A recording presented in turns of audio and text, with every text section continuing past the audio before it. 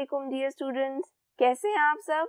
My name is Anam Rabani and I am your teacher of Social Studies for Grade 5. बच्चों, हम पढ़ रहे थे chapter number 7 about Agriculture and Irrigation in Pakistan. तो चलिए शुरू करते हैं.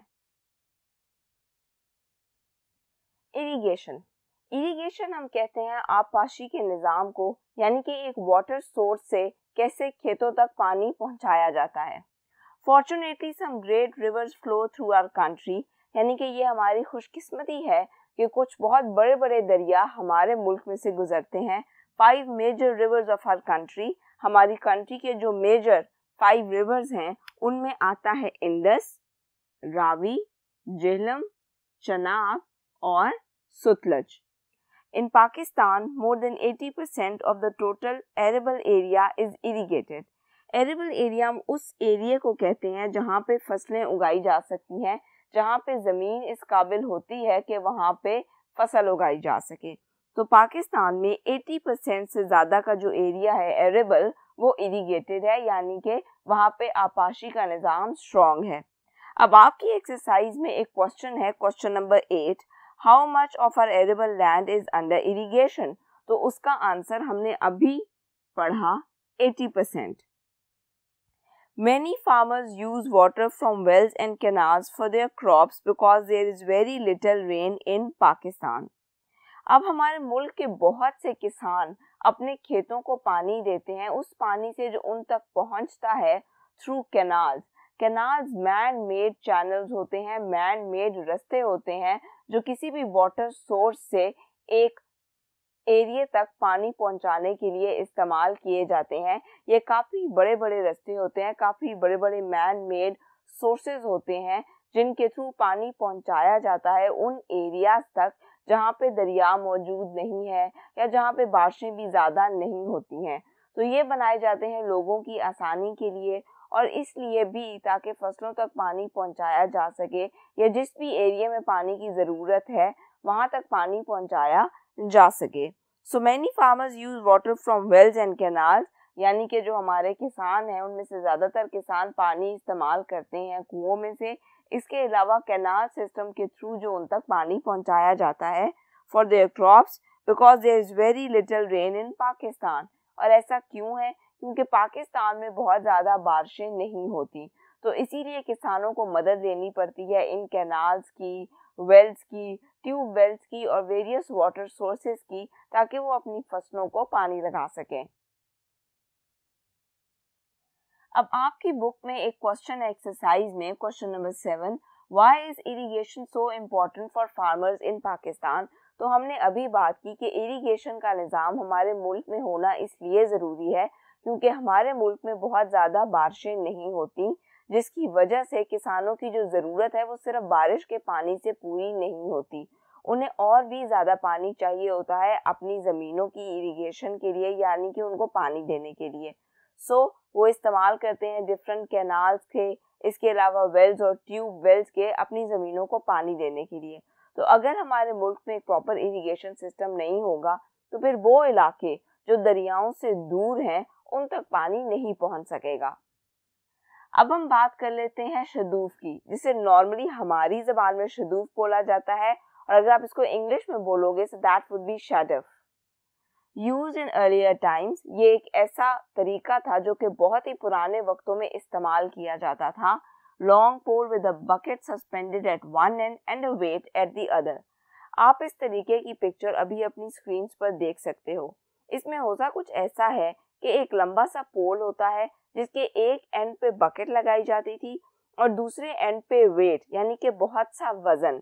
तो जिसने भी पानी लेना होता था वो उस बकेट को नीचे की तरफ खींचता था और पानी की सोर्स तक लेके जाता था.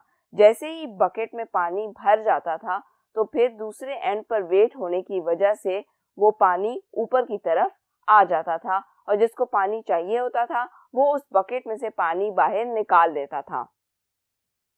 अब बात कर लेते हैं कैनाल्स की. तो कैनाल्स के बारे में मैंने आपको पहले भी बताया that these were man made channels. ये इंसानों के बनाए हुए रास्ते होते हैं ताकि वहां से पानी गुजर सके. Proper channels called canals and can take water to places far away from the rivers. और इनका फंक्शन क्या होता है? To take water to places far away from the rivers, यानी कि उन जगहों तक पानी पहुंचाना जो दरिया के करीब नहीं है। तो ये मैन मेड रास्ते होते हैं जो कि किसी दरिया या वाटर सोर्स से शुरू होते हैं और जाकर ख़त्म होते हैं उन जगहों पर जहाँ पे पानी की ज़रूरत होती है, ताकि लोग पानी की ज़रूरतें पूरी कर सकें। अब बात कर लेते हैं बैराजेस की। Used to divert river flows through canals to fields far away. Barrages actually use होते हैं डाइवर्ट करने के लिए रिवर के फ्लो को, क्योंकि जो पानी दरिया में होता है वो बहुत ही प्रेशर से फ्लो करता है। तो बैराजेस क्या करते हैं कि उनकी कंस्ट्रक्शन ही कुछ इस तरह की होती है कि वो पानी को डाइवर्ट करते हैं एक स्पेसिफिक डायरेक्शन में जहाँ पे पानी की ज़रूरत होती है। बैराजेस से फिर मज़ीद कैनाल्स में पानी जाता है और आगे मज़ीद उन कैनाल्स को छोटे कैनाल्स में डिवाइड किया जाता है और पानी पहुंचाया जाता है खेतों तक या जहाँ भी उस पानी की ज़रूरत होती है। Water that is below the level of the land in underground sources or in wells has to be brought to the surface so that it can flow into the fields.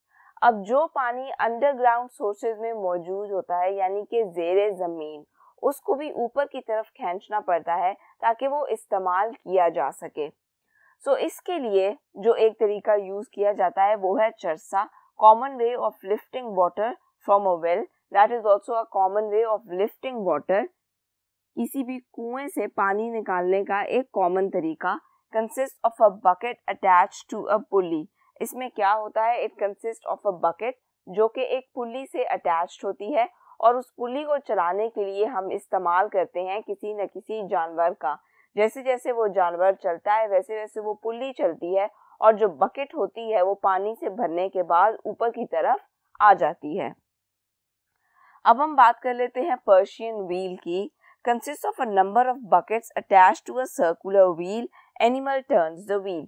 Persian wheel में क्या होता है कि there is a wheel और उसके अलावा कुछ buckets बनी हुई होती हैं उस व्हील पर, and there is a well जिसके ऊपर वो व्हील लगा हुआ होता है। अब उस व्हील को चलाने के लिए एक बेल्ट भी होती है। उस बेल्ट को चलाने के लिए हम किसी जानवर का इस्तेमाल करते हैं जो कि बहुत ही जोर आवर हो। जैसे जैसे वो जानवर मूव करता है वैसे वैसे वो बेल्ट मूव करती है और फिर मूव करता है व्हील।